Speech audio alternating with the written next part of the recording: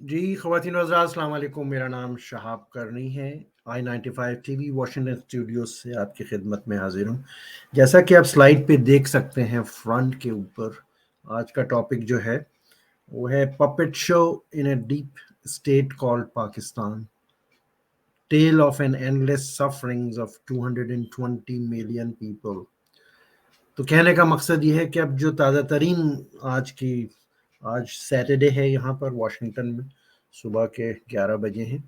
तो जो ताज़ा तरीन ख़बरें पाकिस्तान से आ रही हैं अजीब व गरीब, उसके ऊपर एक छोटा सा हमारा जो थॉट प्रोसेस है अमेरिका में रहने वाले पाकिस्तानी अमेरिकन्स का, जो इंगेज्ड हैं पब्लिक डिप्लोमेसी में और वाशिंगटन में थिंक टैंक्स के साथ, स्टेट डिपार्टमेंट के साथ, यूएस सेनेट और कैपिटल हिल के लोगों के साथ रवाबित रखते हैं, सिटीजन्स लेवल के ऊपर पॉलिटिकल इंगेजमेंट है, उनकी क्या सोच है इस बारे में, इस टॉपिक के बारे में, उस पे मुझे आज थोड़ा-सा आपको फीडबैक देना है।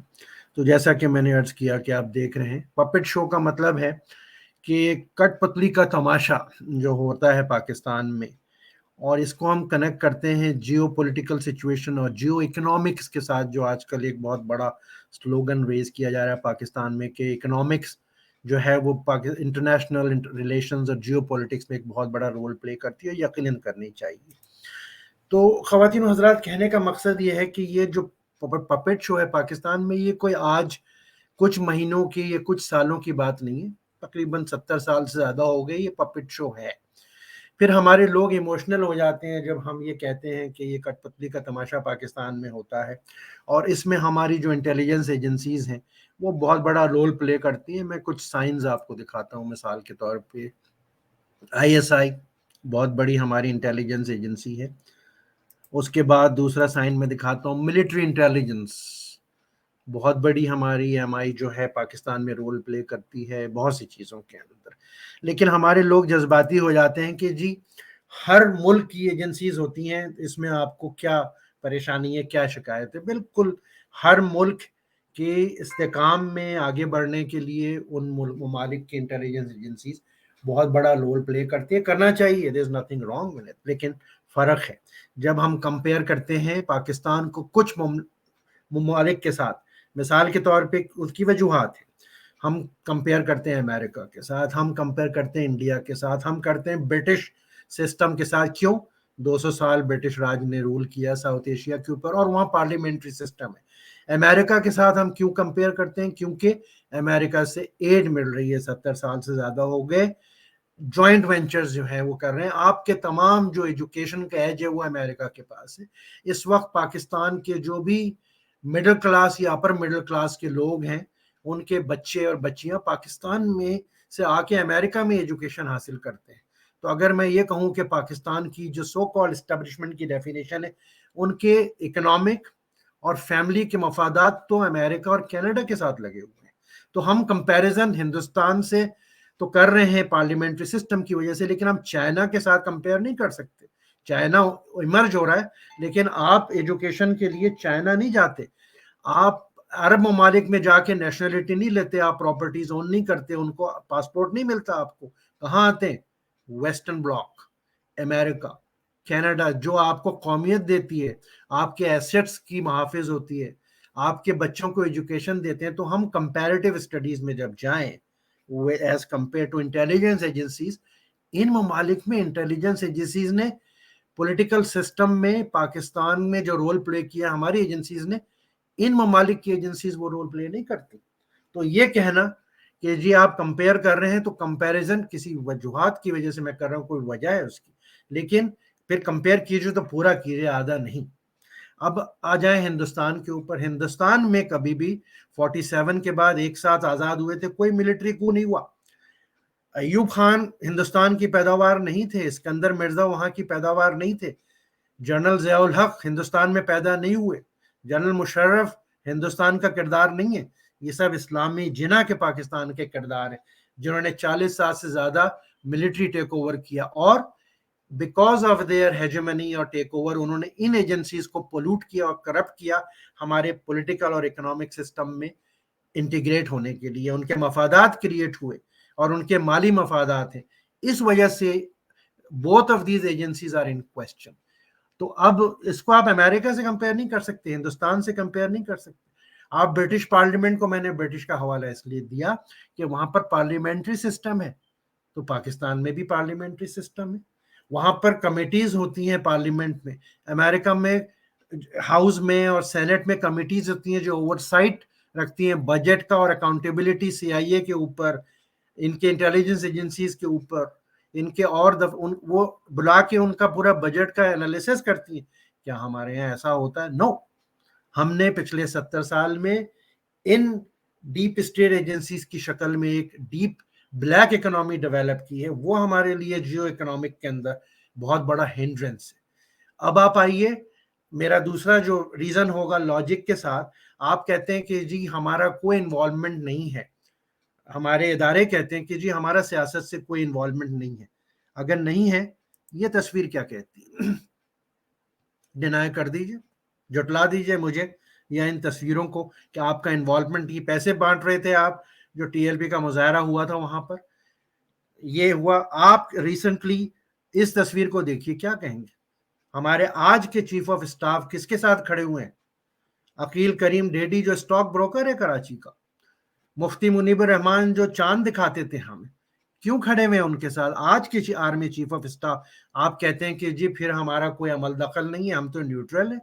تو عمل دخل ہے, آپ لوگوں نے کرپٹ کیا ہے پورے سسٹم کو, اور آج بھی کر رہے ہیں. اور یہ تصویر اس کی ہے جو ابھی تازہ ترین ٹی ایل پی کا کنٹروورسی ہوئی تھی, اور اس کو ریزالو کرنے کے لیے ایک اسٹاک بروکر کو کراچی سے بلایا گیا, اور یہ چاند دکھانے والے مفتی کو بلایا گیا. Chief of staff army house میں یہ کھڑے ہوئے ہیں, ہمارے آرمی چیف جنرل باجوہ. پھر آپ کہتے ہیں ہمارا انوالومنٹ نہیں. آپ نے تو پورے سسٹم کو کرپٹ کر دیا. اب ہم آتے ہیں آج کی تازہ ترین جو اس وقت چل رہی ہے سینیریو. ہمیں کہا جاتا ہے کہ ہم نیوٹرل ہو گئے. ارے بھائی, اگر نیوٹرل ہو گئے تو پچھلے 12 دن سے جو ماریانہ بابر نے ٹویٹ کیا, عائشہ صدیقہ نے ہمیں بتایا کہ لندن میں ایک ملاقات ہوتی ہے, ہمارے آرمی چیف جاتے ہیں جناب ڈینمارک کے دورے کے اوپر, اور وہاں سے پھر 2 دن تک ان کا پتہ نہیں چلتا, ٹریس نہیں ہوتا وہ کہاں ہے. پھر یہ پتہ چلا کہ وہ کسی ہوٹل میں سینٹرل لندن میں ان کی ملاقات ہوتی ہے نواز شریف کے ساتھ.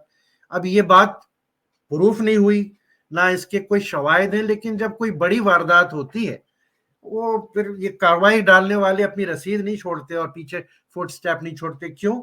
میں آپ کو لاجک کے ساتھ بتاتا ہوں. 2008 میں جب جنرل کیانی نے ابو دھابی میں مشرف اور بی بی کی بے نظیر بھٹو کی ملاقات کرائی تھی, جو بعد میں منظر عام پہ آئی, آج وہ ہسٹوریکل فیکٹ ہے. کیا ہمیں اس وقت بتایا گیا تھا کہ یہ ملاقات ہوئی؟ نہیں. تو آپ سارے, چاہے وہ سیاسی کردار ہوں چاہے وہ فوجی کردار ہوں, یو آر آل شیڈی کیریکٹرز. آپ لوگوں کی انٹیگریٹی نہیں ہے, کوئی کریڈیبلٹی نہیں ہے. ذرا سی بات کو کووڈ کا بہانہ بنا کے جو کمر میں درد ہو جاتا ہے, بستر پہ لیٹ جاتے, اگلے دن فلائٹ پکڑ کے جو ہے وہ 3 شہروں کا دورہ شروع کر دیتے. یہ سب کیا ہو رہا ہے؟ تو کٹ پتلی, یہ اسی حوالے سے میں نے کہا کہ یہ سب کٹ پتلیوں کا تماشا ہے. جب چیف آف اسٹاف کو اپنی سیف اور گریسفل ایگزٹ کمپرومائز ہوتی ہوئی نظر آئی, انہوں نے 2 گروپ کر دیے آرمی کے انسٹیٹیوشنز میں. میں بالکل دعوے کے ساتھ کہتا ہوں, اور ڈینائی کر دیں, کہ اس وقت ایم آئی جو ہے, military intelligence and I S I, they are not on the same page. بہت عرصے سے جو ہے سیم پیج پہ نہیں ہے. انٹریگز ہو رہی ہیں, ریشہ دوانیاں ہو رہی ہیں. سفر کون کر رہا ہے اس کٹ پتلی اور پپٹ کے تماشے سے؟ پاکستان کے 22 کروڑ لوگ. جب آپ کہتے ہیں کہ جی جیو اکنامک کے ساتھ اٹیچ کرتے ہیں پاکستان کے سٹیٹس کو, آج کے کہاں سے انویسٹمنٹ آئے گا, کہاں سے ٹریڈ اور کامرس ایکسپینڈ کرے گی, جب ہمیں یہی نہیں پتا کہ کل کیا ہونے والا. ان حالات میں کوئی اکنامک ڈیولپ کرتی ہے؟ کون سفر کر رہا ہے؟ 22 کروڑ لوگ. تو یہ کیوں سفر کر رہے ہیں؟ اس لیے کہ ابھی بھی 70 سال سے بھی اور آج بھی یہ پپٹ شو جاری ہے, کٹ پتلیوں کا تماشا جاری ہے. انف از انف. رحم کریں آپ بھی, اور ہمارے سیاسی کردار بھی. یہ جتنے بھی سیاسی کردار آج کل ایکٹیو نظر آ رہے ہیں, یہ آپ ہی کی نرسری کی پیداوار ہے. بھٹو صاحب سے لے کے, بھٹو صاحب was the product of Ayub Khan کو بگ ڈیڈی کہتے تھے.